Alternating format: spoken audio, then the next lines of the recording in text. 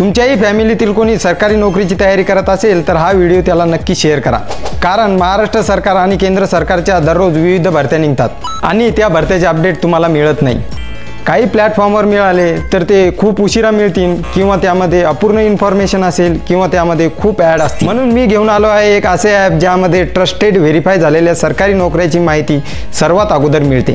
हे app easy to use आहे। यामध्ये प्रवेशपत्र व निकालाची माहिती सुद्धा सर्वात अगोदर मिळते। सर्वप्रथम प्ले स्टोरवर पाटील नोकरी असे सर्च करा व पाटील नोकरी हे ॲप डाउनलोड करा आणि नोटिफिकेशनची परमिशन द्या।